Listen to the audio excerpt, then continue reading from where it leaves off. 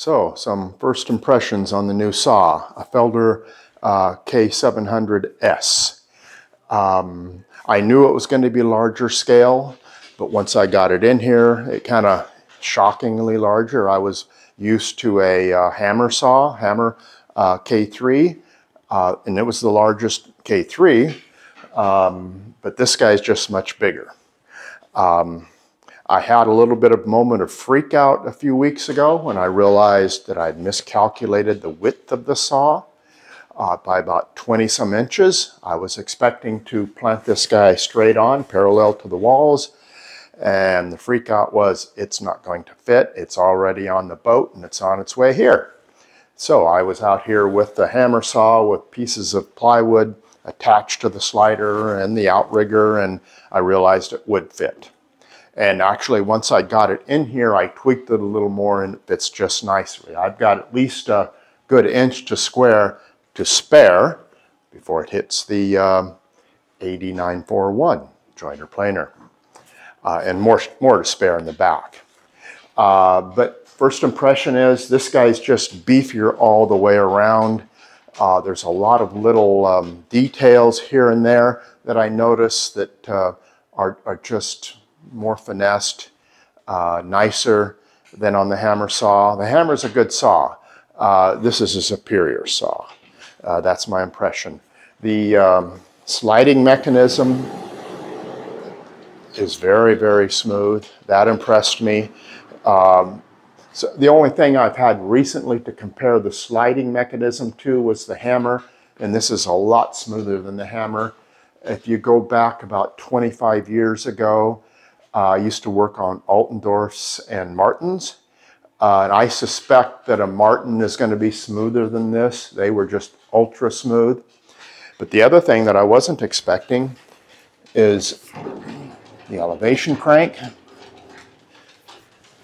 And tilting the guy over is ultra smooth and easy. We shall see what happens 6 months from now, if it is still that way or if it gets gunked up in there somehow and it's harder to crank. Now, one of the features that I really wanted on the saw that I couldn't have on the hammer was off on right here and lock in the back position. Because with the hammer, I had to load a sheet stock on it. No off on here. The off on was down there. I had a long stick that I turned it off and on with. I didn't want to reach my head down there and have it right there and to turn it on and then move this a little bit and the piece comes sliding and hits me in the head. So that's going to be nice. I know I'm going to love that feature. Now, stops are something that I'm kind of picky about. A lot of stops I see, they wiggle like this. On the hammer, that was the case. There was a nut right here that would come loose, and this guy would wiggle, which means you're getting the different distance to the blade once it starts loosening up. And I just kept a wrench nearby and was forever checking it.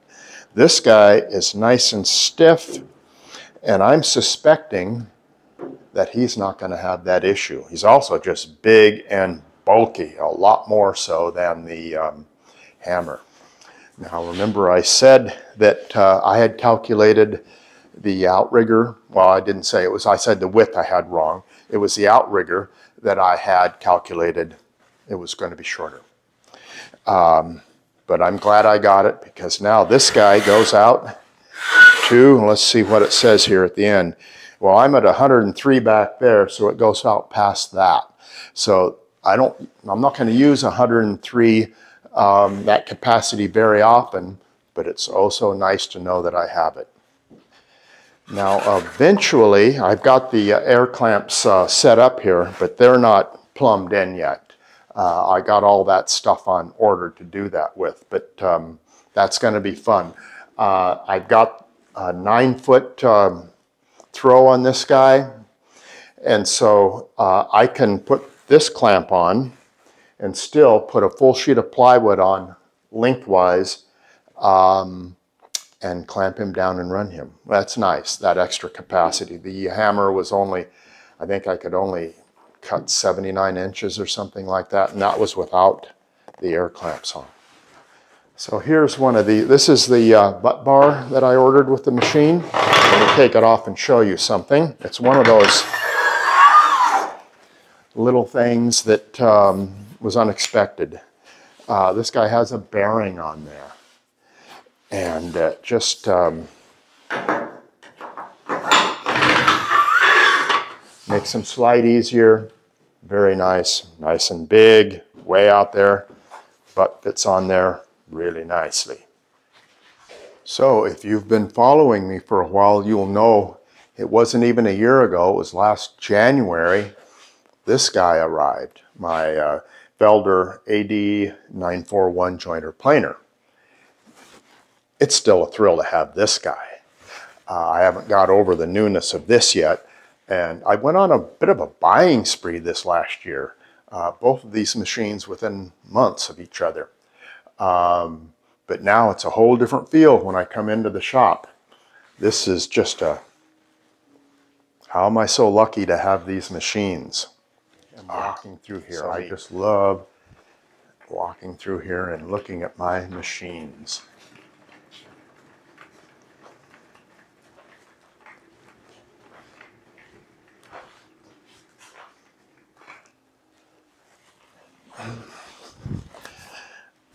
So it was an incredibly short little video, but I haven't had any time on this. I've only cut a few pieces of wood on this saw. I am desperately hunting for a project to do where I can cut more wood. The current project I have right now doesn't call for a lot of saw work at this point. I've already did that on the old saw before I let it go. Can't wait to find a big project where I've got a lot of stuff to cut.